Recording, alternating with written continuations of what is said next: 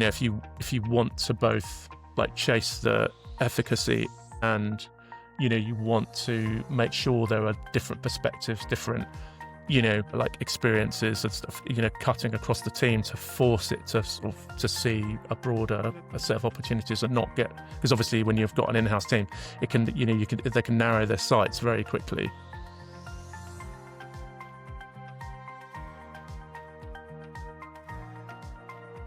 Hey Nick, great to see you again. Hey B, how are you? I'm good, thanks. I am back at work after a long summer, very much getting into it. It's the best quarter of the year usually in anything talent related. So yeah, working hard. Good. Yeah, we're ready. Good rest, ready to get stuck in. Did you have a good summer? I did just say, we've got a little friend down here as well. So if you hear any funny noises. What's your little friend's name? 11. Hi, 11. Actually, I shouldn't have woken her. She was just chilling out then. So, that's very cute. Anyway, she's down there.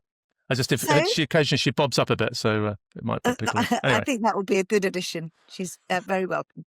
Thank you. So welcome to Smithfield Smackdown. You're my third recording. I am learning lots along the way. This podcast explores the real challenges in leadership and opportunities that are facing leaders in tech, and that's in the creative tech market, but also investor-backed businesses.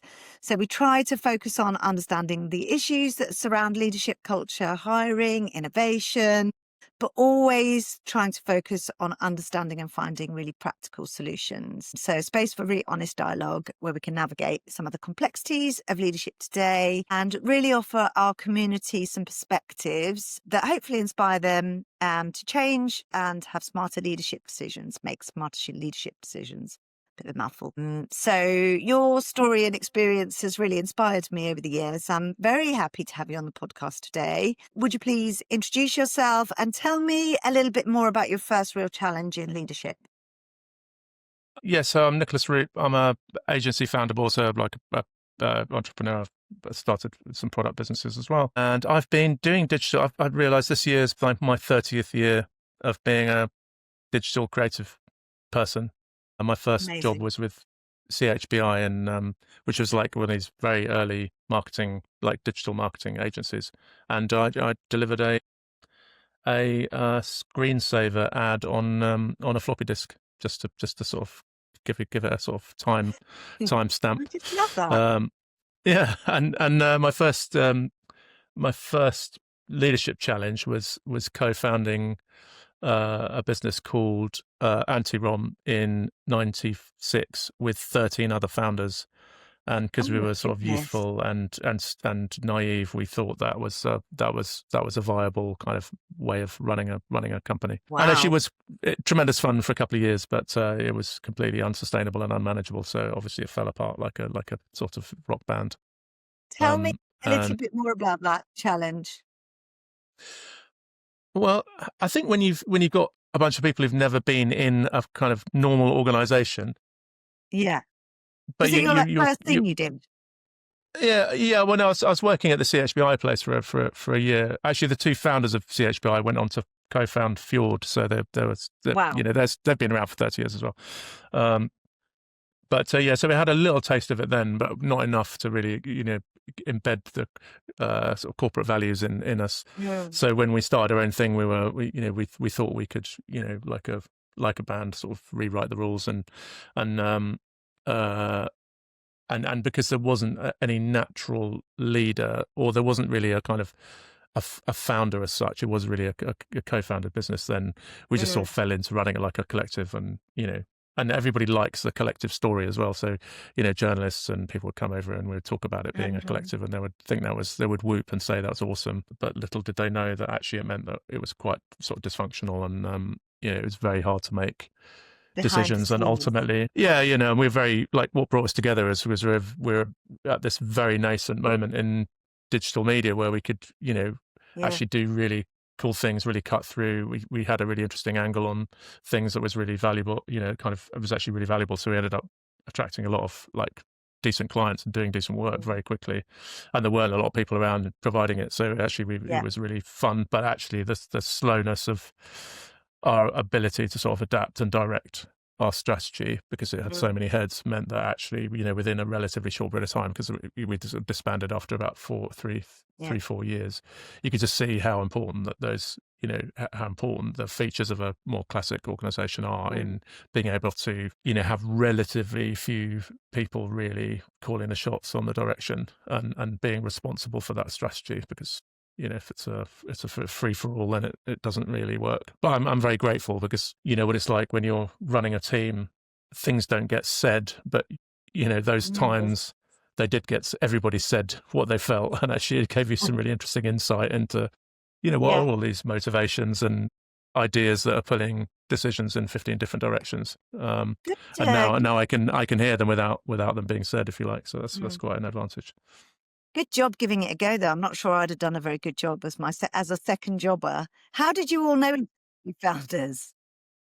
So, there was a college professor, a guy called Andy Cameron, who was awesome, and he's no longer with us, unfortunately. But it was him and his merry band of students who I think they'd all joined a photography media course, and then the professor was like, "This internet and interactive media thing is happening. Yeah.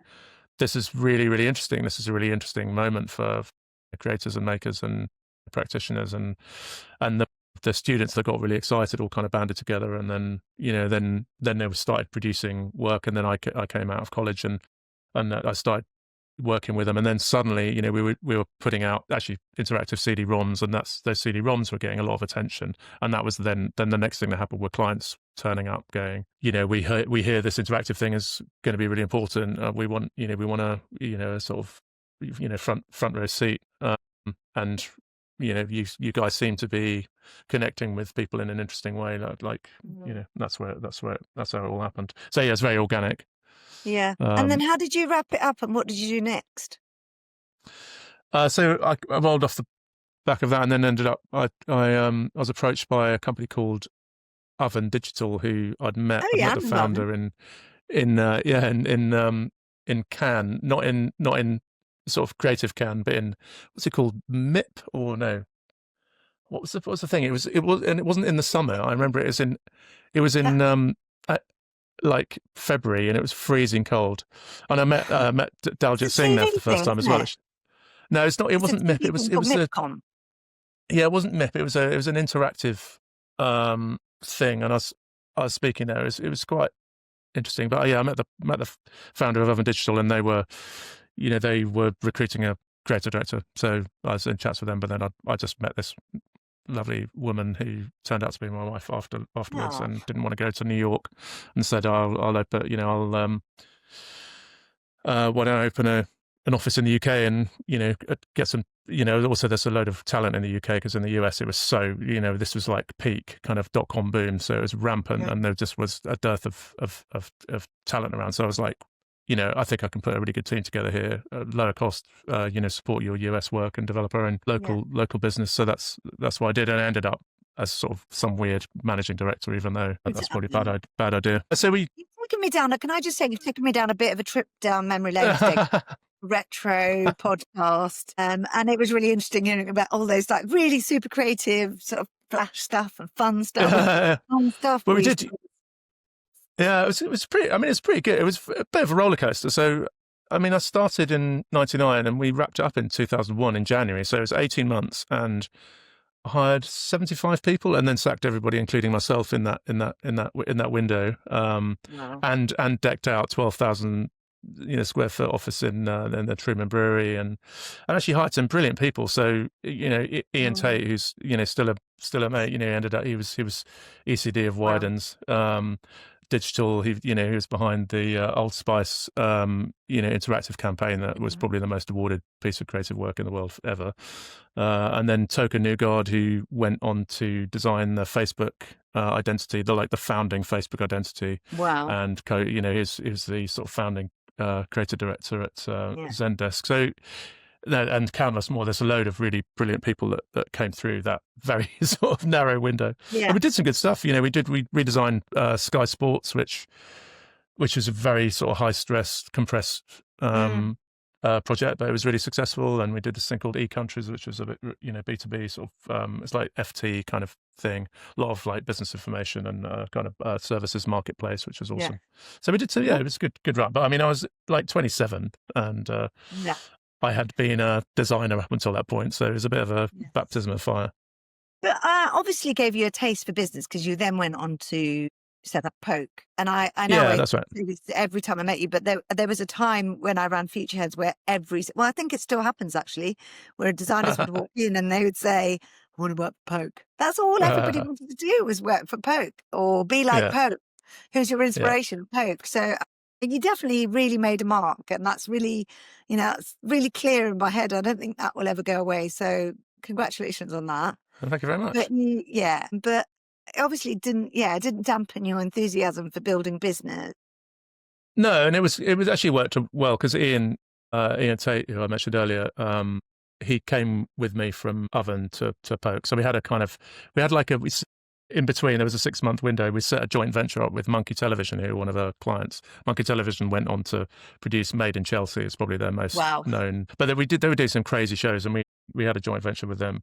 And then Deep End, which was another like fabulous creative agency, who had like kind of $250 million valuation and went to zero, just after the sort of dot-com bubble burst as well. So we were in the same boat. Then some of the senior team and the founder kind of came along, and we set up Poke with them. But we'd all kind of been through the ringer already, and we'd already learned many painful lessons. So actually, Poke was already, it was a sort of, that's part of what made it work. I think it's just, that naivety had gone. So when we set it up again, we were doing it with a lot of kind of learnings and, it's a good sense of reality. But also we felt like the dot-com bubble had kind of brought a very premature close to, really exciting era. It was a sort of economic collapse. It wasn't a collapse in enthusiasm and reality. Like we could see communities were still building. You were seeing the nascent kind of ingredients of social media emerging. I mean, in the form of like Orkut and Friendster and these things. And it was like, those first few little Web 2 things started poking through, and it's like, this is going to be awesome. And everybody's kind of lost faith in it because they lost a load of money on, the NASDAQ, but this is bullshit. We need to, now is the time. So it was an interesting, we were slightly jaded, but also like still had the energy to, to sort of have another round. So it was really interesting. Good in your last podcast, you were talking about when you interview people that actually you don't really look at their professional work. You look at what are they talking about on the internet? Well, their hobbies. What are they? And I thought that was really interesting because people don't do that anymore. And actually, your social media profile is quite locked down because it's your personal life. But I remember when that was a real thing. Is actually how do you choose to put yourself out there on the internet? Yeah. I think it was. I don't know if I would. I'm sort of very cautious to hand out any advice in it that's based on general insights, because I think when we were running Poke, then it was really vital that people were genuinely interested and were looking at the tools not in a really kind of industrial way, but more like they understood what they were trying to achieve. And if they had a personal project that they were trying to nurture and develop, that it would just give them insight into actually what matters in building, and not just going from a kind of playbook that was sort of established by some educational establishment or some industry body. That there's an instinctive. I don't know if I'd be doing that again today. Perhaps I would. I don't think you can. I don't think anybody I know does that. And I don't think if you can do that. I mean, it's always interesting to look at people's personal projects, but actually when you're matching them to a role, they usually are working to a brief, and that's almost as important as showing creativity. So it's interesting. And it was a moment for me because I remember that sort of feeling of just the fun and the sort of playfulness that you could bring into work. I want to talk about your Smackdown because I don't think it's really a Smackdown. I think it's a very helpful sort of topic to cover at the moment, where creative teams, particularly in-house, are looking at AI, and there's lots of confusion. The landscape is really changing. So I'm very grateful for you to bring your ideas to me, and I wondered if you could share your not really a Smackdown, and we could talk about that a little bit. Yeah, so I think, I mean, in a general way, I think I'm talking about how to build creative teams, awesome creative teams in Yeah. house, with really, but looking a bit more broadly, and obviously and there's sort of two features to that are new, or at least are sort of, well, certainly one of them is new. And the other one might be better described as just a trend. But the first one is obviously AI and how that's affecting how you build a team. Like what's the sort of philosophy and the pragmatics of building a team with Okay. those tools in mind. And and then the second part is about um, how you can shape the sort of leadership, particularly the leadership of those in-house teams using fractional roles, where that, you know, obviously that's something that's becoming more kind of prevalent and prominent, whether that's Yes. driven by, just with sort of general work culture, or whether it's an economically driven thing, but Mm. just feels like those things combined are actually quite Yeah. interesting. And they For do, obviously context. they're different issues, but they do overlap.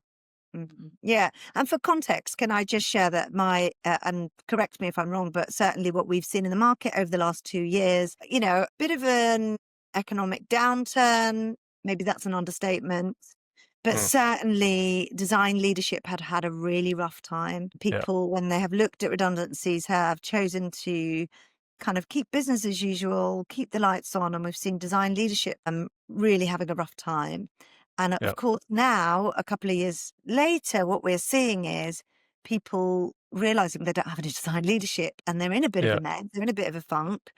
yeah, And, some of that playfulness needs to come back. yeah, And the kind of fractionalized talent thing there has been really useful, I think. yeah, So yeah, yeah, I wanted to share that for context. But yeah, the AI, throw AI Molotov cocktail in the mix as well, yeah, and yeah, there's a lot happening. yeah.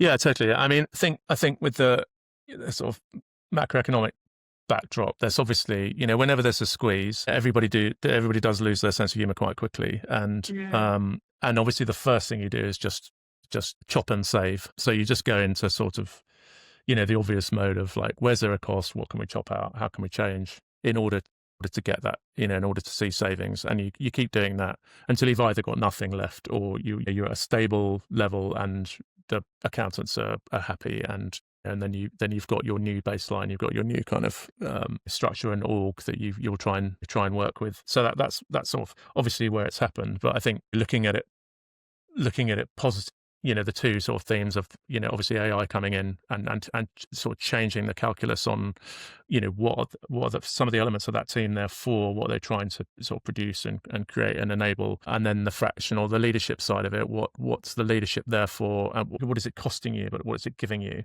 So I Hmm. think looking at it positively and seeing this sort of question as a more dynamic question, which is not just where can we save, but more like, if you could completely optimize everything, if you had all those sliders, of cost and efficacy, and you could be more like dynamic about it. So you didn't have to say, right, we want this leader in and they have to be in a five day a week, chair, but we could, maybe buy a little chunk of that and a little chunk of that. And then resource wise, if there are, if there are certain areas within the team that are doing things Mm. that could be enhanced or sped up or changed somehow with some of the new tools, that you could do that in a mindful, considered way, then you can see how both those combined Mm. forces could actually change things quite a lot. But rather than just saving money, really create much more, it's just a much more effective team. So I think I mean, I'm sort of participating in that as a fractionalized sort of Yes. creative strategy, innovative person. So I'm used to selling that to clients, because it's a really easy argument. Like I would never tell them to hire me full time, because it just doesn't make any sense. But Yes. actually, the economics really stack when it's like, I can turn up. I turn up for 2 hours a week, and we Yeah. have, you bring your A team, and you bring your toughest nuts to crack, and we structure that well. Then you'll make enormous leaps in that period, and you'll have the whole week to execute. Mm. And the next week we can be talking about what happened, and moving things on to the next chapter. And it's like incredibly valuable to them. They can, I can achieve a rate that I'm happy with, and they get, they get sort of top tier leadership, but they don't, so it's sort of, so I've been selling it from that point of view, but I can see how if you're an executive trying to build your creative team, then you actually have a lot more, it just because there's a sort of culture and acceptance that those things are possible now. And actually, I think if you're smart, then you can shape those teams much more dynamically. I think that's another thing to throw in there as well, which is really important, is I think when I've been out of poke for 6 years now. I was there for 18 years, and I'm in my sixth year. I'm in more or less to the day. But what I noticed when in the last sort of few years of being at poke is just how much in-housing there was, and obviously you had a load of agencies that were there to sort of facilitate and enable that in-housing, and even in the early days, what was obvious. What was going to be an obvious flaw in the in-housing was just how organizations were going to be able to refresh and reinvent themselves, because obviously, yes, you might pay through the nose for outside agencies, but if you get bored or you get caught in those sort of doom loops, then you can flick your agency a record and go and find a new one, put it out to pitch, and get that refresh and get that recharge.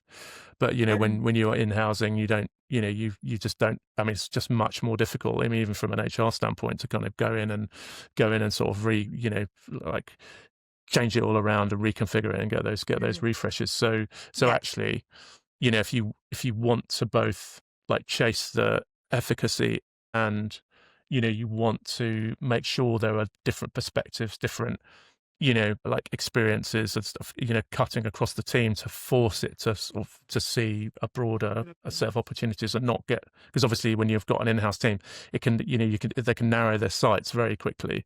Absolutely. And then, I was just going to say, I can see lots of benefits from this, right? And having a sort of coach and somebody who's accountable. Also, if you've got a team that for the last 2 years have seen projects put on ice, budgets put on hold, people come and go, having a new set of eyes and ears and somebody to listen to you and help motivate you must be really good. What sorts of checks and balances do you sort of have in your head to put in place to make sure that it's successful and that you are, showing that you're delivering impact, I suppose? Well, I think you want sponsorship from the senior stakeholders. I mean, you want a relationship with them, because it's part of the benefit is if you're brought in too low in the stack, then you can't. You have to play very comfortably within the political constraints, and that actually really limits what you can do. So you need senior sponsorship, and you need some time. And I think you just need. I sort of prefer to strip out the formality as much as possible, and then just try to create the as informal as possible kind of interactions, so that you can report back and keep everybody on task and have the opportunity to like be critical, essentially, because again, part of the reason why in-house teams struggle sometimes is because everybody falls into line. And that's, useful to a point, because obviously then it functions and it does what it's told. But, when you do need to kind of respond to something new in the environment, or something that strategically is becoming important, sometimes it doesn't move fast enough because it can't, it can't really challenge itself, and it's very dependent on the upward leadership to sort of set strategy, and sometimes that just doesn't happen. So bringing in fresh perspectives, but being able to kind of report back at senior level to challenge some of that sort of inertia is actually one of the most valuable things about it. And it's also why you need, if you've got people who are sort of experienced and understand the politics, then it doesn't have to be a big sort of ugly showdown. It's just, I've seen this, very happy with this, very excited about this less so, these things probably need fixing. And I was going to ask, where's the fun in it for you? It must be very, I didn't realize that you were in poke quite so long, actually. That has passed very quickly for me. Yeah. So where's the fun in this for you? Do you like the kind of portfolio element? Is it seeing impact, quicker? Yeah, I mean, like it, I think the last few years at poke, I mean, we sold to Publicis in 2013, and I was there till 19. So I was there for quite a while, and actually went through the earn-out, which was quite fun, the three-year earn-out, and then stayed for a couple of years after that. So that was quite interesting, just experiencing all of that stuff. And I'm not sure I'm not sure I'd do it again, but I might stay independent next time. But it was very instructive. But what was interesting was that even at the end, we're 100 plus heads in the group. Obviously, we're working right across the group as well. So we're like, obviously thousands of heads in the group.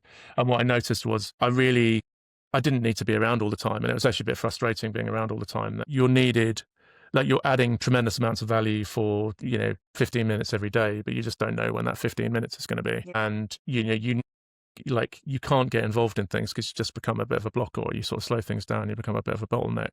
So you have to sort of step back, and you have to, obviously you have to be very careful about things like, hiring and just making sure there's team health, making sure that people have kind of, operating on the right kind of thesis and do the course correction where necessary. But ultimately you need to get out of the way. And that meant it's just a bit boring, and obviously the organization is paying, high ticket for somebody to sit around and not be used for most of the day. So you just feel a bit useless. And also it's just like the economies don't really make sense. So what I'm enjoying now is, is coming in, having a compressed set of meetings, covering a lot of ground, and then going out again.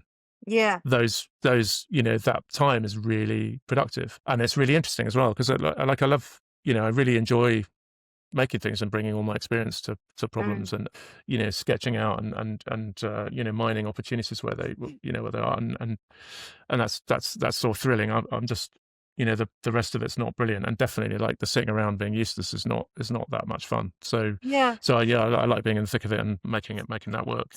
Yeah. So how do you choose a project? What's your like best problem to solve or like thing to fix?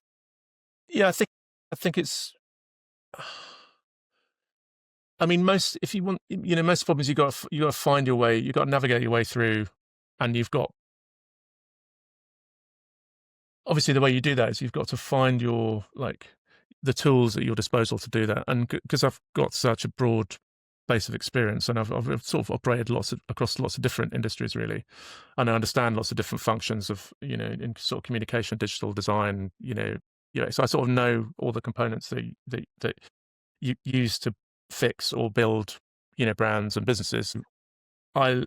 Problems that come along that present themselves within a department that maybe can only think through those problems on the basis of their own disciplines, coming to the table and saying, well, what if we did that? What if we connected this with that? Or we brought this thing in that could solve, being able to kind of mix up and combine the forces of different disciplines, and then, helping them understand how they can build bridges with those departments and think about a more coordinated approach, like a level that stuff. And then the same on the the more innovation side of it, thinking through like a product problem, but being able to kind of quickly put a marketing hat on, quickly put a kind of services out on, and then pick your way through the opportunity on that basis, and be able to sort of help the team understand how they could create a kind of a coordinated narrative that connects all those things, because that's it. It's essentially how everything operates anyway.